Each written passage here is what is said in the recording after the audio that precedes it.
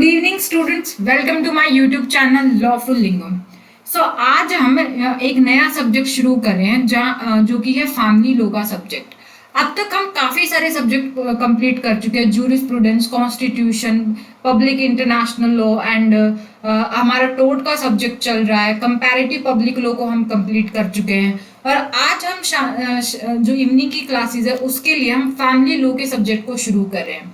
I hope आपको हमारा ये कोर्स पसंद आ रहा है, आपको सारी क्लासेस समझ में आ रही है, आपको हर टॉपिक क्लियर हो रहा है। हम आपको हैंडमेड नोट्स प्रोवाइड कर रहे हैं और बहुत ही इजी और सिंपल लैंग्वेज के अंदर आपको हर टॉपिक क्लियर करवा रहे हैं। अगर आपका कोई भी डाउट है तो प्लीज हमें कमेंट करना ना भूलिएगा एंड प्लीज हमारे वीडियोस को शेयर कीजिए, लाइक कीजिए and follow my channel Lawful Lingo और बेल आइकन को प्रेस करना तो बिल्कुल नहीं भूलना ताकि आपको हर वीडियो का नोटिफिकेशन सबसे पहले मिले। आज के इस लेक्चर में हम फर्स्ट टॉपिक की बात करने वाले हैं जो कि है sources and schools of Hindu law. तो हम हर टॉपिक को बहुत ही अच्छे से डिस्कस करेंगे क्योंकि फैमिली लॉ बहुत इंपॉर्टेंट है यूजीसी नेट के पॉइंट ऑफ व्यू से। यहाँ से 8 से 10 क्वेश्चन बनते हैं और केसेस क्रोनोलॉजिकल के अंदर भी पूछे जाते हैं। तो मैं आपको बहुत ही इजी लैंग्वेज के अंदर ये सब्जेक्ट कंप्लीट करवाने वाली हूँ।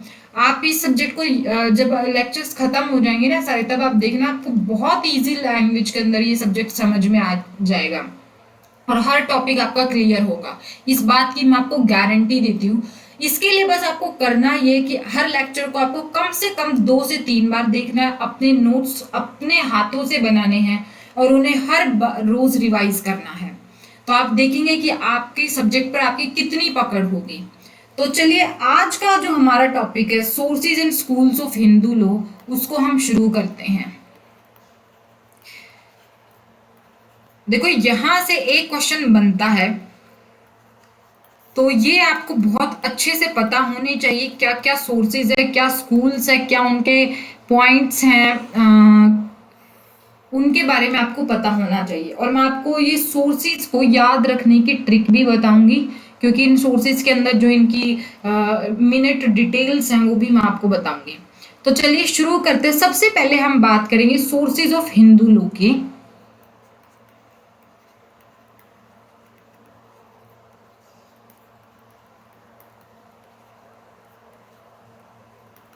ठीक है, देखो हिंदू लॉ के बारे में अगर हम बात करें तो वेदास के अकॉर्डिंग, अगर हम अपने वेदों के अकॉर्डिंग बात करें तो जो हिंदू लॉ है इसका बहुत ही डिवाइन ओरिजिन हुआ है। लेकिन वेस्टर्न जूरिस्ट ये कहते हैं कि हिंदू लॉ बेस्ड है एंशिएंट कस्टम्स और यूसेजेस पर, जिसके बारे में मायने ने ये बात बोली है कि जो हिंदू लॉ है ये एक लॉ ऑफ स्मृति है। स्मृति का क्या मतलब होता है? To be remembered. ठीक है, तो मायने ने ये बोला है कि Hindu law is a law of smritis और ये मॉडिफाई और सप्लीमेंट हुआ कस्टम्स के द्वारा। ठीक है, तो ये कुछ बातें हैं जो हमें पता होनी चाहिए। उसके बाद हम बात करते हैं कि हमारे हिंदू लॉ के 7 सोर्सेज हैं। इन 7 के नाम आपको पता होने चाहिए। क्या क्या है सोर्सेज? पहला है स्मृति श्रुतिज, दूसरा है स्मृतिज, तीसरा है कमेंट्रीज, चौथा है जुडिशियल डिसीजंस, पांचवा है लेजिस्लेशन, छठा है equity justice and good conscience और सातवां है कस्टम्स। तो ये सारे जो हमारे सोर्सेज है हिंदू लॉ के आपको पता होने चाहिए। इसके बाद हम एक एक सोर्स को बहुत अच्छे से डिस्कस करेंगे। तो चलिए कुछ बातें हम लिख लेते हैं, उसके बाद हम एक एक सोर्स को लेकर डिस्कस करेंगे।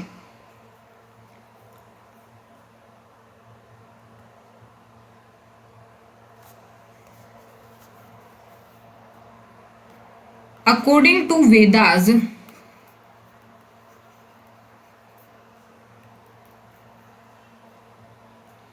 Hindu law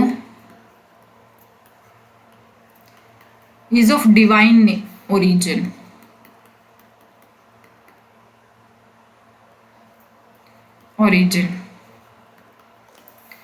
But Western jurist says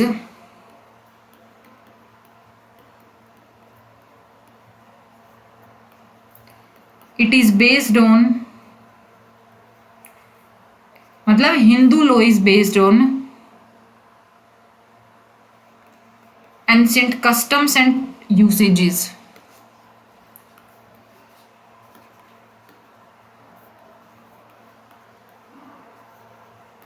तो मायने ने क्या बात बोली है इसके बारे में, हिंदू लॉ के बारे में, वो भी हम लिख लेते हैं। मायने said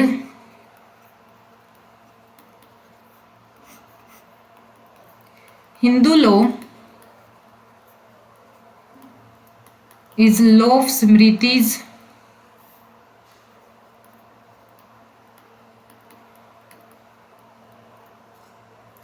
and it has been modified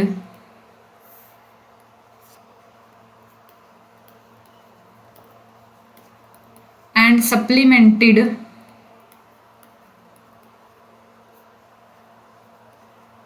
by customs। ठीक है, तो ये थे हम मायने ने क्या बात बोली है इसके बारे में। अब बात करते हैं हमारे 7 sources of Hindu law. So there are 7 sources of Hindu law.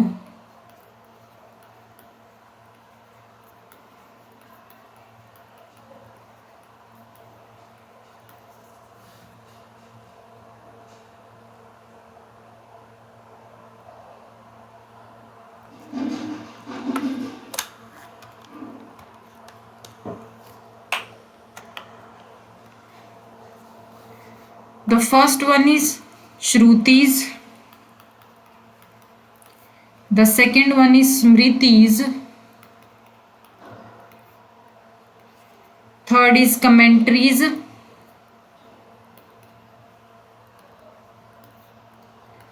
the fourth one is judicial decisions,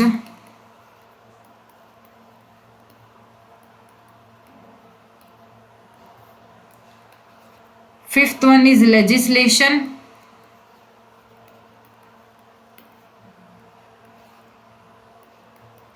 sixth is equity, justice and good conscience।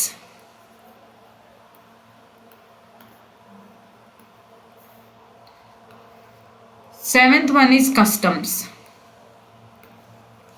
तो ये 7 सोर्सेज है हिंदू लॉ के, जिसमें हम एक एक करके अब डिस्कस करेंगे। तो सबसे पहले बात करते हैं श्रुतिज के बारे में।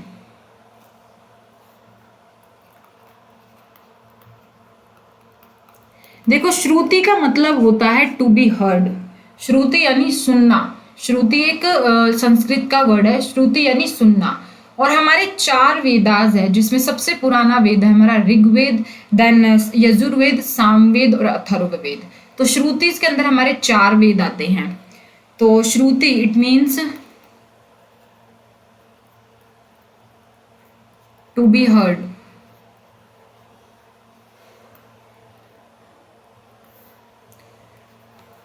Shrutis are of 4 Vedas. The first one is Rigved. The second one is Yajurved. Rigved is most ancient Ved.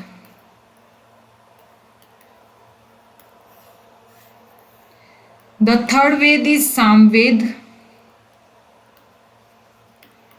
And the fourth one is Atharvaveda. ठीक है, तो ये 4 वेद इंक्लूड होते हैं श्रुतिज के अंदर। अब बात करते हैं हमारे नेक्स्ट सोर्स के बारे में, जो कि है स्मृतिज।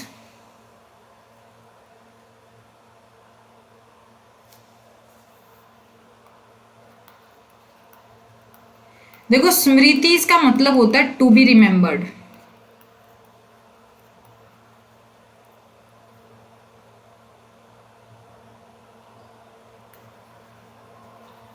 ठीक है, इसको हम 2 पार्ट्स में डिवाइड कर सकते हैं, एक तो धर्म सूत्रास और एक धर्म शास्त्रास।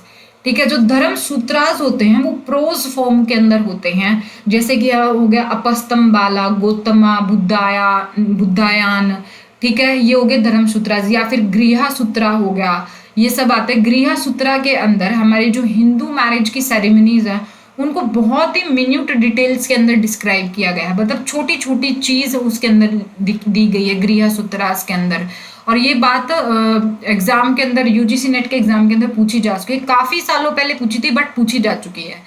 एक है हमारा धर्मशास्त्रार्थ। धर्मशास्त्रार्थ पोएट्री फॉर्म के अंदर होते हैं, जैसे यजन वाल्य हो गया, मनु नारद हो गया, विष्णु हो गया। तो ये सब क्या हो गए, पोएट्री फॉर्म के अंदर होती है, जो कि हमारे धर्मशास्त्रार्थ है। कौन सा धर्मशास्त्रार्थ है, कौन सा धर्म सूत्रार्थ है, इनको याद करने की भी मैं आपको ट्रिक बताऊंगी, क्योंकि एग्जाम के अंदर पूछे जाते हैं। तो चलिए इसको हम दो पार्ट्स में डिवाइड कर सकते हैं। Smritis can be primarily divided into two parts.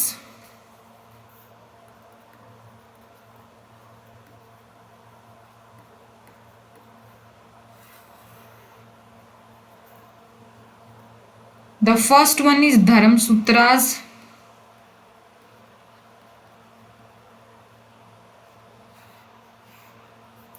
and the second one is Dharma Shastras.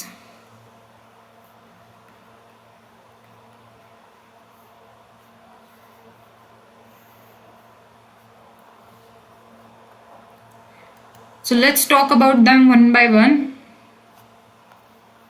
Dharma Sutras, it is written in prose form.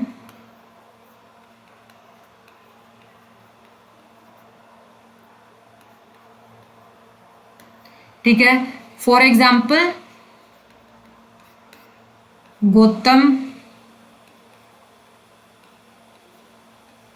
Baudhayana, अपस्तम्बाला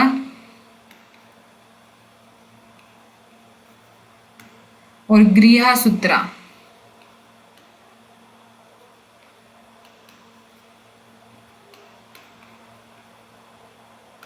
ठीक है,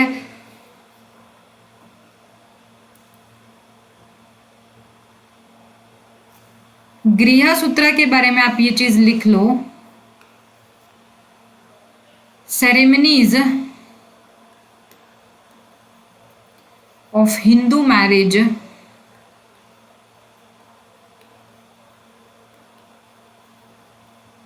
have been laid down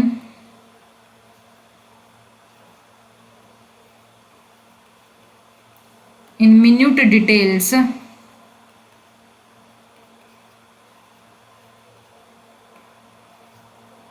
in Griha Sutras.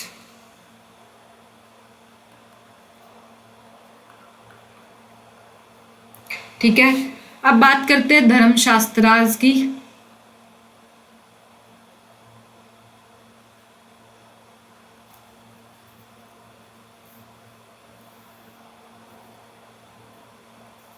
धर्मशास्त्रार्थ is written in poetry form.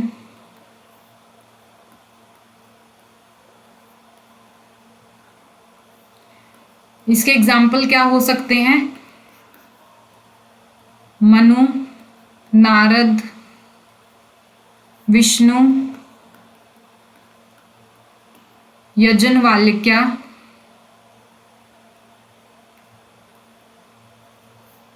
क्या ये इसके example हो सकते हैं। अब इनको याद रखने की ट्रिक मैं बताती हूँ। धर्मशास्त्रार्थ और धर्मसूत्रार्थ को आप कैसे याद रख सकते हैं, क्योंकि आप ऐसे तो बहुत इजी लग रहे हैं, बट जब इनको याद रखने की बात आती है ना तो बहुत डिफिकल्ट हो जाता है। तो ट्रिक हम बात करेंगे सबसे पहले धर्मसूत्रार्थ से रिलेटेड।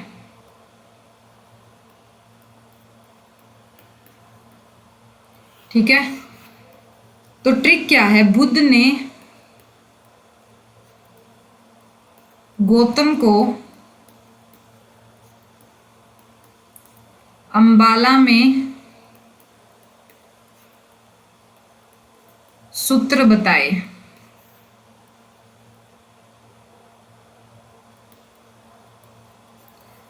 अंबाला में ग्रह सूत्र बताए, गृह सूत्र। ठीक है, तो बुद्ध से हो गया बोधायन। ठीक है, गौतम से हो गया गौतमा, अंबाला से हो गया अपस्तम्बाला,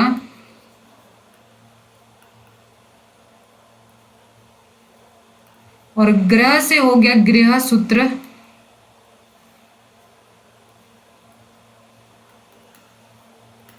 ठीक है। और सूत्र से रिलेटेड हो, ये सूत्र से हो गया कि धर्म सूत्र से रिलेटेड है।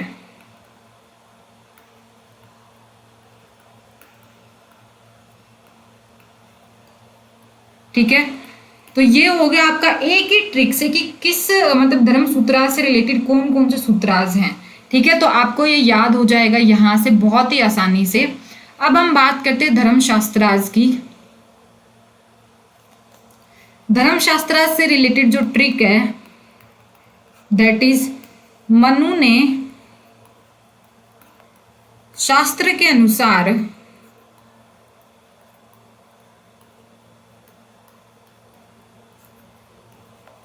यज्ञ करके नारद और विष्णु को मनाया।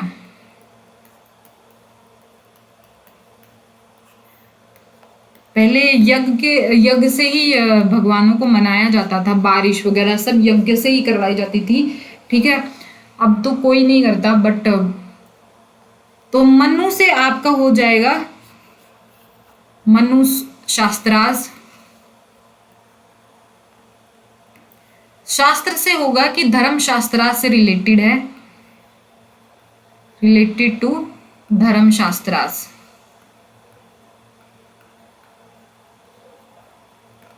उसके बाद यज्ञ से होगा यज्ञवाल्क्य।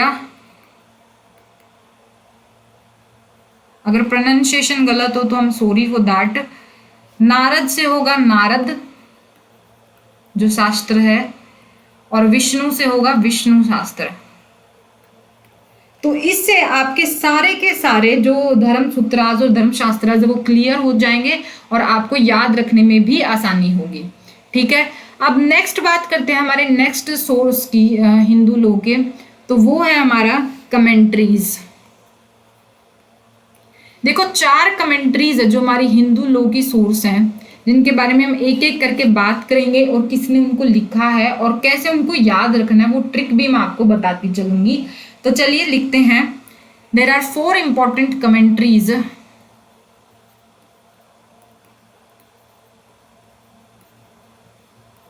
और यहां से जरूर एक क्वेश्चन जरूर आता है, काफी बार कमेंट्रीज पूछी गई हैं। Which comes under sources of Hindu law.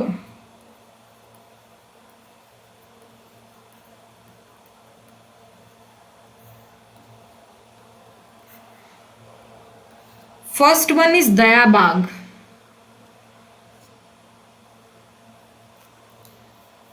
First commentary है दयाभाग, और ये कमेंट्री जिमुतवाहन ने लिखी थी। It is a commentary of Jimutavahana.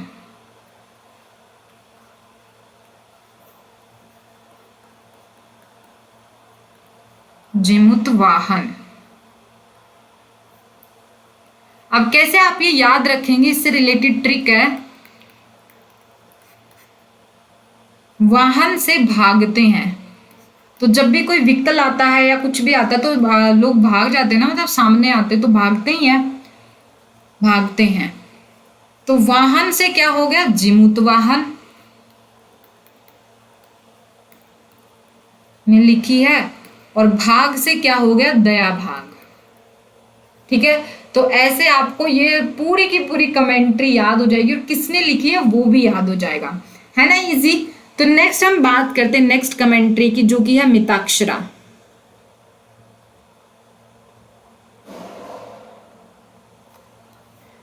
Next commentary है मिताक्षरा।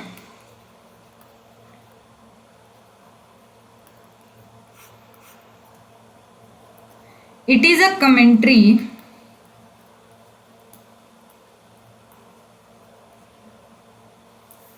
बाय चंद्रेश्वर।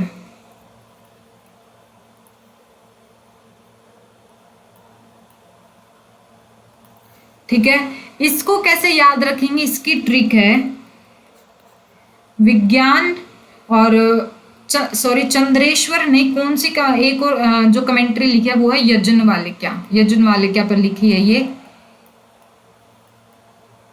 ऑन यज्ञवाल्क्य। तो ये आपको याद रखनी है इनको याद रखने की ट्रिक क्या है? ट्रिक ये है, विज्ञान के अक्षरों का यज्ञ करो। देखो विज्ञान से आपको याद हो जाएगा, सो सॉरी, ये मिताक्षरा जो लिखी है ये विजनेश्वर ने लिखी है, मैंने आपको गलत लिखवा दिया, गिव मी अ सेकेंड।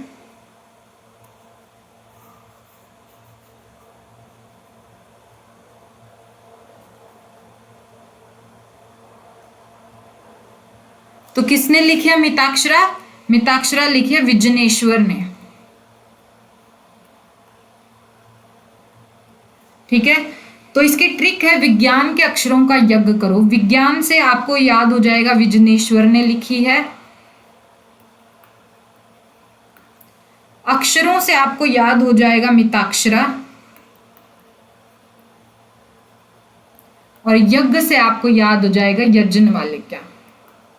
तो है ना इजी, एक ही ट्रिक से आपको सारी चीजें याद हो जाएंगी। तो बस आपको ट्रिक याद रखनी है और फिर आपका पूरा का पूरा टॉपिक क्लियर हो जाएगा। तो चलिए नेक्स्ट कमेंट्री की बात करते हैं। थोड़ा स्लाइड ऊपर करते हैं।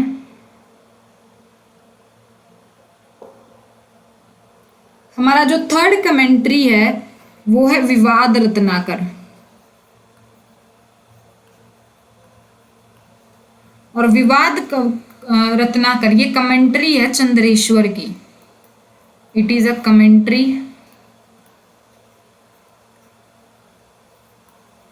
बाय चंद्रेश्वर।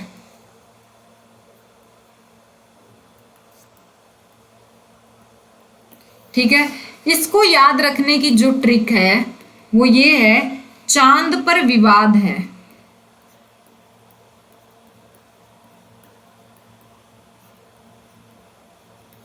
ठीक है, चांद यानी चंद्रेश्वर, यहां से आपको चंद्रेश्वर का नाम याद हो जाएगा। और विवाद से यानी विवाद रत्नाकर। है ना इजी, यहां से भी आपको पूरी की पूरी कमेंट्री याद हो जाएगी, किसने दी है और कौन सी कमेंट्री है।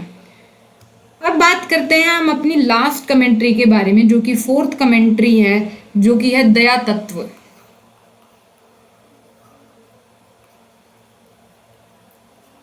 दया Tattva, it is a commentary by Raghunandan.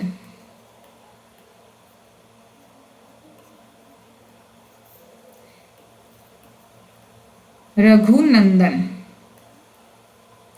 देखो आपको पता ही होगा कि भगवान श्री राम को रघुनंदन भी कहा जाता था, और जो भगवान श्री राम थे वो दया के सागर थे, ये भी बोला जाता था, वो बहुत दयालु थे। तो यहां से ये ट्रिक है, क्या है ये ट्रिक? रघुनंदन दया के सागर है।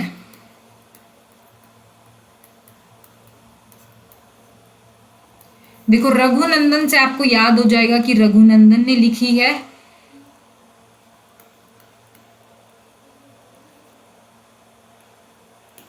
ठीक है, और दया से आपको याद हो जाएगा दया तत्व। तो ये थी हमारी 4 कमेंट्रीज और उनसे रिलेटेड सोर्सेज। अब बात करते हैं हमारे next source of Hindu law के बारे में, जो कि जुडिशियल डिसीजंस, जिसका मतलब है कि जो कोर्ट के जजमेंट्स होते हैं वो भी सोर्सेज है हिंदू लॉ के। तो हमारा जो नेक्स्ट सोर्स है that is judicial decisions.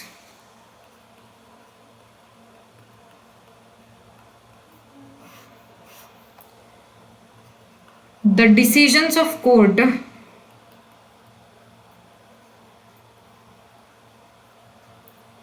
are also the sources of Hindu law.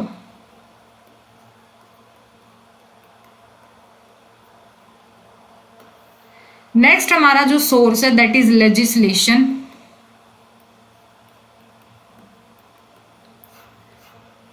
जो लेजिस्लेशन यानी कि लॉ है, हिंदू से रिलेटेड इंडिया के अंदर 4 लॉ लागू है, और ये चारों लोग क्या काम करते हैं, जितने भी इंडिया के अंदर हिंदूज है ये इनमें यूनिफॉर्मिटी लाने का काम करते हैं।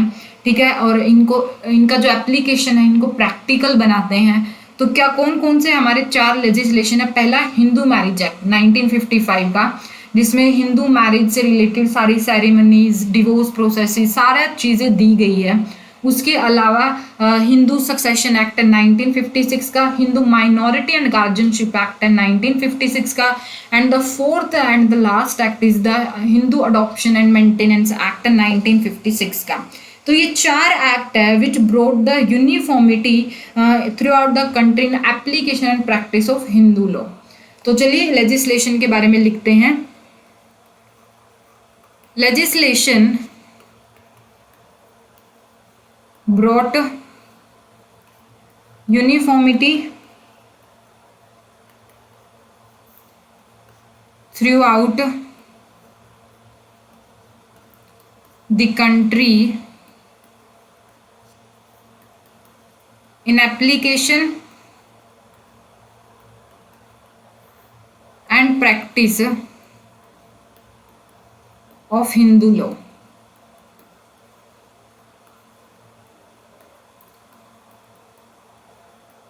Hindu laws in India are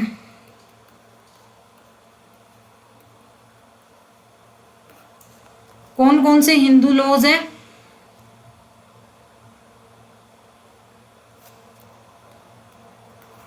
Hindu marriage act जो कि 1955 का एक्ट है,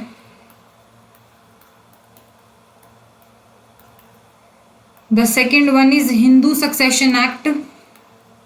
एक ही 1955 का एक्ट है, बाकी तीनों 1956 के एक्ट हैं। ठीक है, तो आपको ये भी आसानी से याद हो जाएगा। तीसरा है Hindu minority and guardianship act,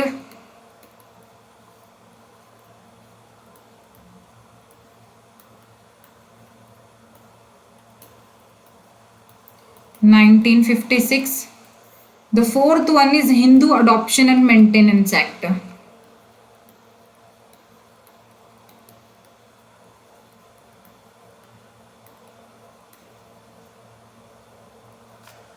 (1956) का।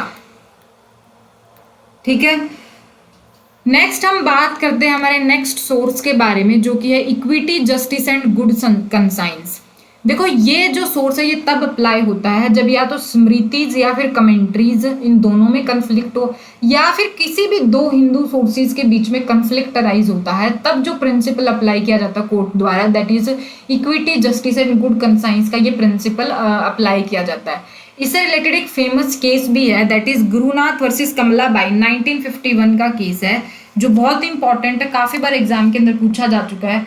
इस केस के अंदर ये हेल्ड किया गया था कि किसी भी पॉइंट पर या किसी भी मैटर पर अगर हिंदू लॉ का कोई रूल नहीं है, ठीक है, रूल बना ही नहीं है, रूल नहीं है उस बारे में, तब जो कोर्ट अप्लाई करेगी तब इक्विटी, जस्टिस और गुड कंसाइंस के प्रिंसिपल को अप्लाई करेगी वहां पर। इक्विटी का मतलब होता है वैसे तो इक्वालिटी, और आपको ये भी पता होना चाहिए कि जो हमारा ट्रांसफर ऑफ प्रॉपर्टी एक्ट है उसके ज़्यादातर सेक्शंस हैं जो वो प्रिंसिपल ऑफ इक्विटी पर ही बेस्ड है। ठीक है, तो आपको ये पता होना चाहिए। तो ये था हमारा जो सिक्स्थ सोर्स है, equity, justice and good conscience.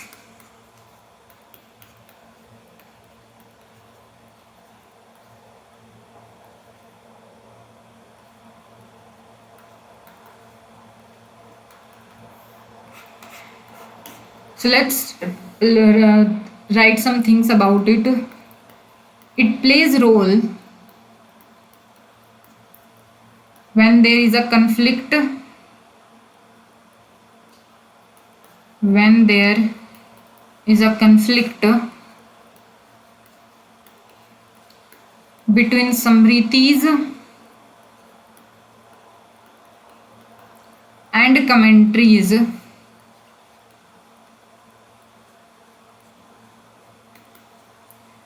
or we can say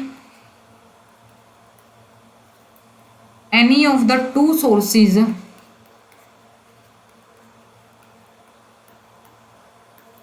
of Hindu law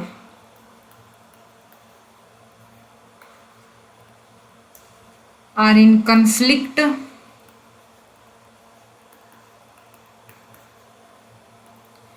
then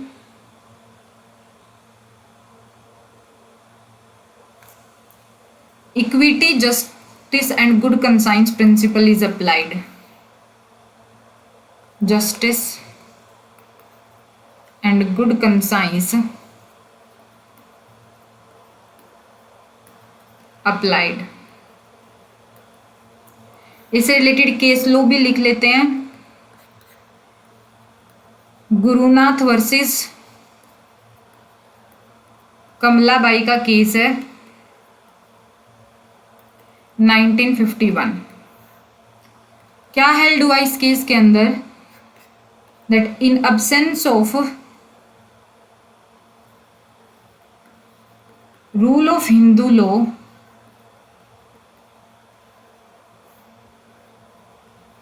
on any point,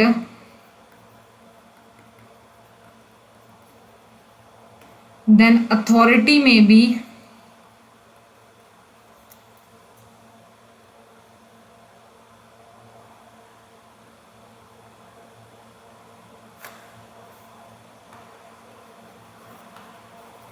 taken from equity, justice and good conscience.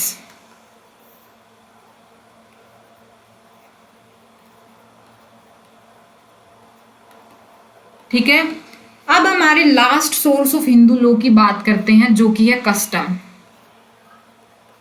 So customs की प्रॉपर्टीज क्या क्या है? पहला तो कस्टम एंशिएंट होना चाहिए, बहुत ही लंबे टाइम से वो चलता आ रहा हो। दूसरा रीजनेबल कस्टम होना चाहिए, ठीक है, वो किसी भी हिंदू लॉ के रूल के इनकंसिस्टेंट नहीं होना चाहिए। तीसरा कंटिन्यूअस होना चाहिए, मतलब कंटिन्यूअस चलता आ रहा है, ऐसा नहीं है कि बीच में कुछ सालों के लिए उसको बंद कर दिया था, नहीं। फोर्थ यूनिफॉर्म होना चाहिए, मतलब सब लोग उसको फॉलो करते हो पूरी सोसाइटी के अंदर। पांचवा ये है कि जो कस्टम है वो पब्लिक पॉलिसी के अगेंस्ट नहीं होना चाहिए। और छठा इसकी प्रॉपर्टी है, जो कस्टम है वो हमेशा सर्टेन होना चाहिए। तो ये 6 प्रॉपर्टीज है जो एक कस्टम के अंदर होनी चाहिए और जो आपको पता याद रखनी है, क्योंकि यहाँ से एग्जाम के अंदर क्वेश्चन बनता है। स्टेटमेंट वाइज क्वेश्चन जरूर पूछा जाता है कस्टम से। तो properties of customs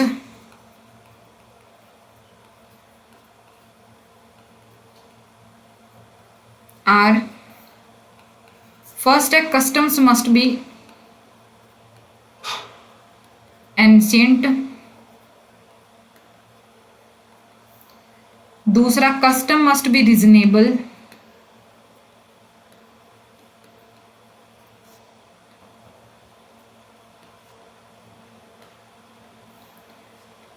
third one is customs must be continuous।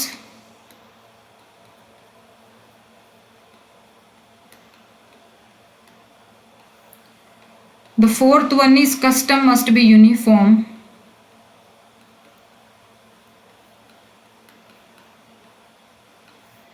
And the fifth one is custom must not be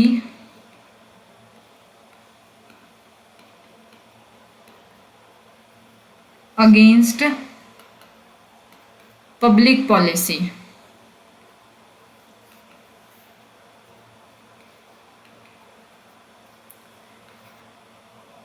Sixth is custom must be certain।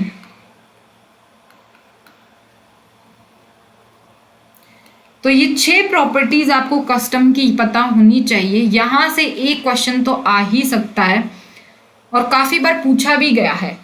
तो लेक्चर का टाइम हो गया है, तो कल के लेक्चर में हम स्कूल्स ऑफ हिंदू लॉ को पढ़ेंगे और मुस्लिम लॉ के सोर्सेज और स्कूल्स को भी डिस्कस करेंगे। तो आज का लेक्चर हम यहीं खत्म करते हैं। मैं उम्मीद करूंगी कि आपको सोर्सेज ऑफ हिंदू लॉ बहुत अच्छे से समझ में आ गया हो। हमने सारी टिप्स और ट्रिक्स भी आपके साथ डिस्कस की है और बहुत ही ईजी लैंग्वेज में हमने आपको समझाया है। तो अब मैं उम्मीद करूंगी कि यहाँ से अगर कोई क्वेश्चन आता है तो आपका वो ठीक होगा। तो प्लीज हमारे इस वीडियोस को शेयर कीजिए, लाइक कीजिए and please subscribe my channel and bell icon को प्रेस करना बिल्कुल ना भूलिएगा, ताकि आपको हर वीडियो का नोटिफिकेशन सबसे पहले मिले। तो चलिए मिलते हैं कल के लेक्चर में, जहां हम इसी टॉपिक को कंटिन्यू करेंगे।